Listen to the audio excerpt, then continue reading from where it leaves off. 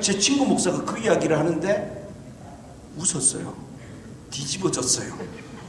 그리고 한국 가서 설교 시간에 교인들한테 이 이야기를 했더니 교인들이 죽겠다고 배를 잡고 그랬어요. 그런데 제가 정말로 제대하고 이번에는 살러 왔더니 우와, 목회를 하는데 설교를 하니 교인들이 처음에는 반짝 은혜를 받더니 3주가 지나고 4주가 지나는데 별로 은혜를 못 받아요. 몰랐어요. 왜 그러는지.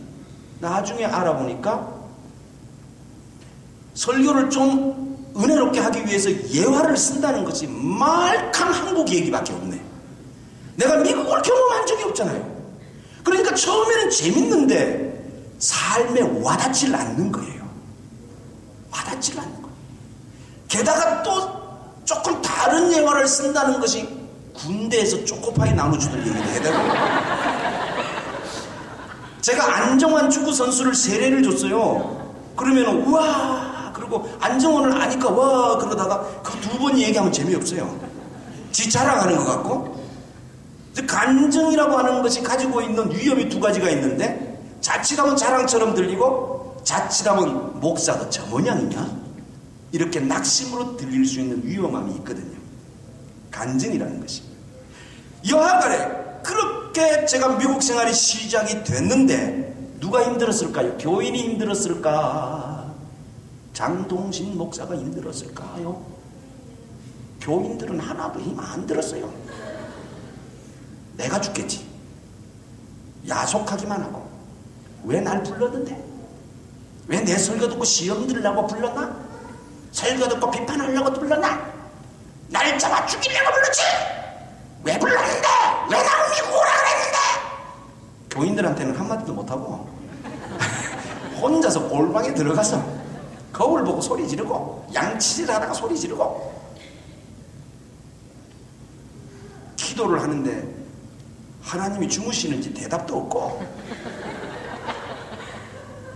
졸지도 않고 주무시지도 않는다는 성경 구절이 눈에 보이지도 않고 말이 다르니까 언어가 다르니까 6년이 지나가고 있는 지금 이 시점에서 제가 많이 울고 회개했던 것 한 가지는 그때 나를 만났던 그분들이 얼마나 힘들고 부대꼈을까. 그런데 진실된 고백입니다. 그때 나를 환영해줬던 그분들이 아니었으면 내가 이 땅에 살지 못했을 것이고 이곳에서 목회하지 못했을 것인데 그렇게 힘든 과정에서도 나를 받아주었는데 그리스도의 사랑으로 나를 용납하느라고 그들도 힘들었을 텐데 하나님 그랬군요. 하나님 말이 달랐었군요. 내가 그때 말이 달랐어. 내가 내 말 하느라고 그들은 그 말 하느라고 우리가 서로 몰라서 말이 달라서 그렇게 힘들었었군요 하는 고백을 하게 됩니다.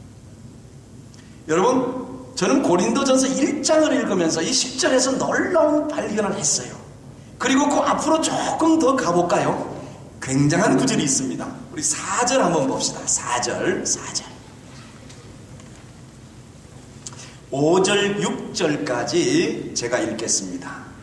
그리스도 예수 안에서 너희에게 주신 하나님의 은혜로 말미암아 내가 너희를 위하여 항상 하나님께 감사하노니 이는 너희가 그 안에서 모든 일 모든 언병과 모든 지식의 풍족함으로 그리스도의 증거가 너희 중에 견고하게 되어 여러분들이 가지고 있는 성경하고 제 성경하고 좀 쓴 표기가 다를 수 있습니다. 제가 한국에 갔더니 어느 목사님이 이걸 하나 선물을 하셨어요. 새로 나온 세번역 성경인데 참고하라고. 그래서 제가 내용이 좋고 뭐 이런 거보다는 너무 간단하잖아요. 와, 그래서 제가 세미나 다니거나 여행을 다닐 때는 이걸 가지고 다녀요. 제가 원래 썼던 성경은 너무 두껍고 오래돼서 찢어지고 뭐 이게 좀 불편하더라고요.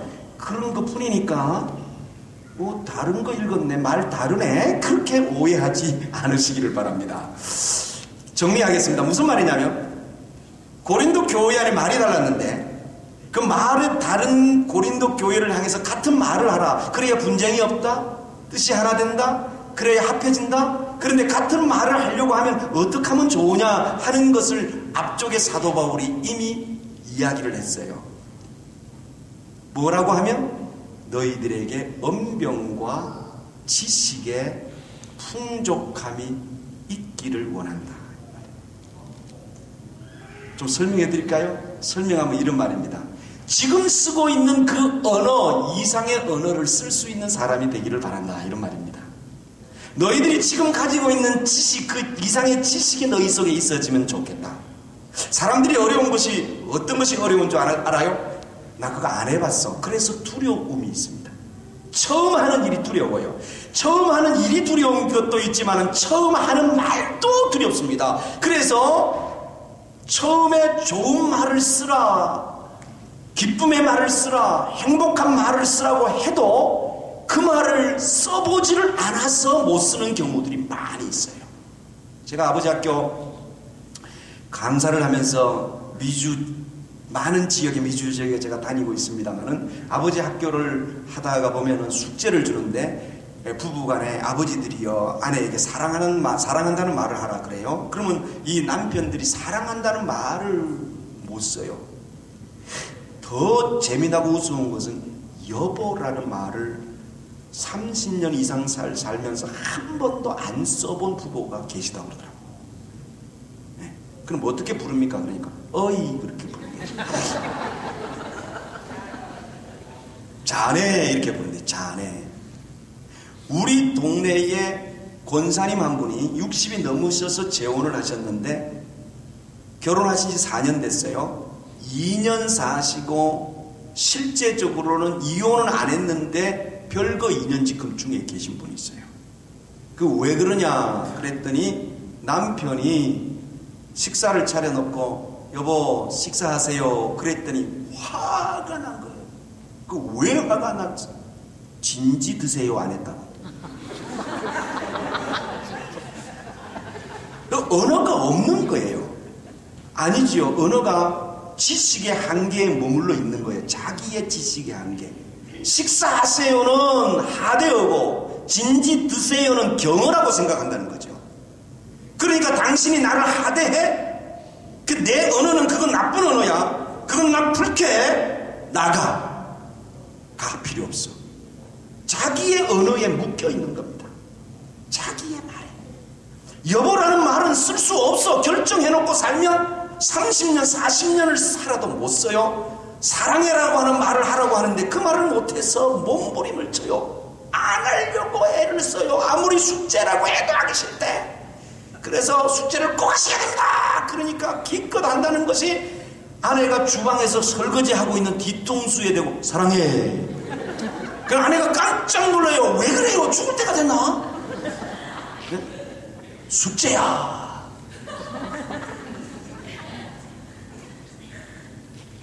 부부간에 여보라고 쓰는 것이 당연한 언어지요. 그게 보편적 언어입니다. 그럼에도 불구하고 내 언어의 폭이 나를 제한하고 있어서 나는 그 일은 하기 싫어. 나 그것만큼은 내가 할 수 없어.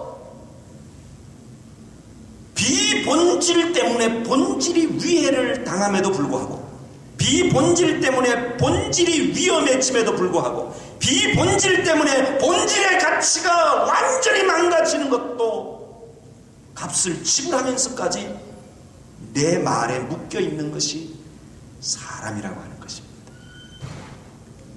아내가 죽어져가고 남편이 죽어져가고 자식이 죽어져가고 가정이 병들어감에도 불구하고 내 언어의 폭, 마치 책 한 권 읽은 사람처럼. 세상에서 제일 무서운 사람이 책 한 권 읽은 사람이라 이런 말이 있어요. 못 이깁니다. 안 읽으면 차라리 겸손해요. 나 그것도 한번 해봤어. 내가 해봤어. 그 경험 한 번 부여잡고 사는 사람 도무지 이겨먹을 수가 없어요. 이겨먹을 수가 없어. 이겨먹을 수가 없어.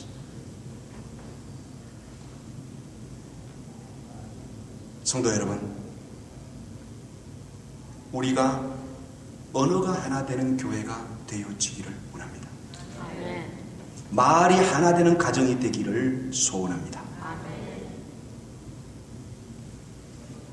그러면 어떻게 하면 우리가 언어가 하나 될 수 있을까? 제가 3가지의 팁만 간단하게 드리고 설교를 정리하겠습니다. 첫째, 성장하고 변화하면 됩니다. 한번 따라해 보실까요? 성장하고 변화하면 됩니다.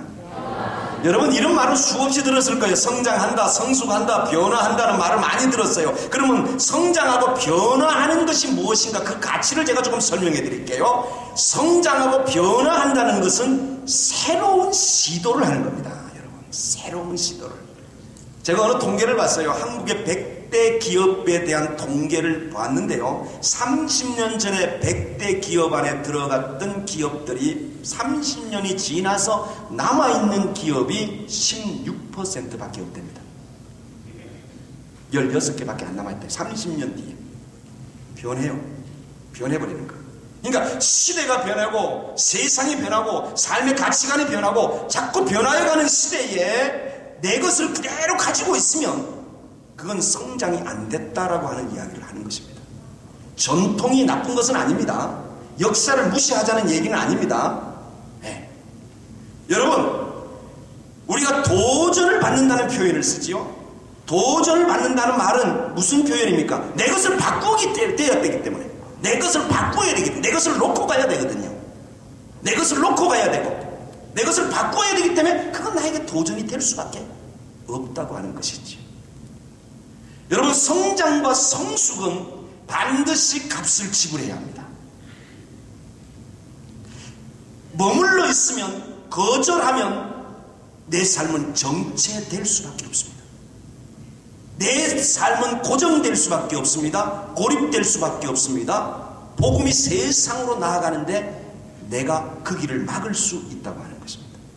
하나님의 교회가 성장해야 될 줄로 믿습니다. 하나님의 가정들이 성숙해야 될 줄로 믿습니다. 새로운 시도에 대하여 과감하게 우리가 노출해야 합니다.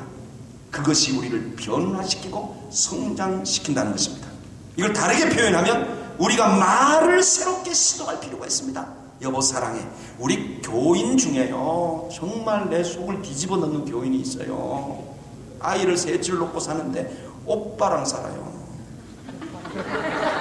아니 왜 오빠랑 살아요? 오빠랑 그냥 제 앞에서도 맨날 오빠 그러고 다녀요. 그래서 야, 오빠랑 어떻게 사냐?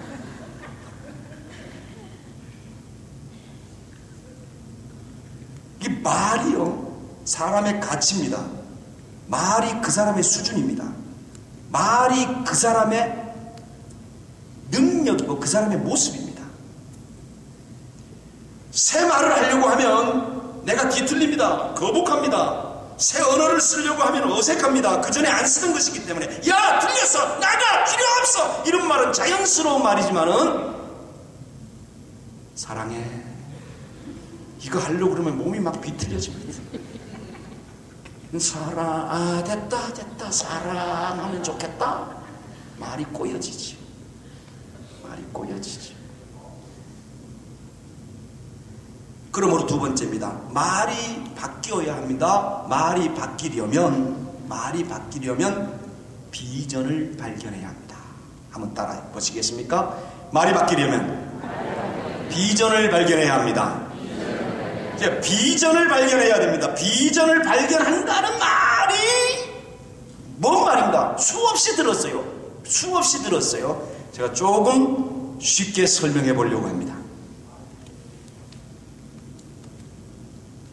오후에 사연이라고 하는 주제를 가지고 제가 이제 세미나를 마지막 마무리 지을 텐데요. 사람들이 자기의 과거의 사연에 사로잡혀 있으면 앞으로 나아가는 것이 불가능합니다. 비전을 발견한다는 것은 이 사연에 잡혀 있지 않다는 이야기고요. 사연을 놓는다는 이야기입니다. 여러분, 초등학교 때 토끼와 거북이 동화 이야기 교과서에 나오는 거 아시지요? 표정들이 왜 그래요? 이 동네 아시나요? 알아요? 이 동네는 알고, 이 동네는 아세요?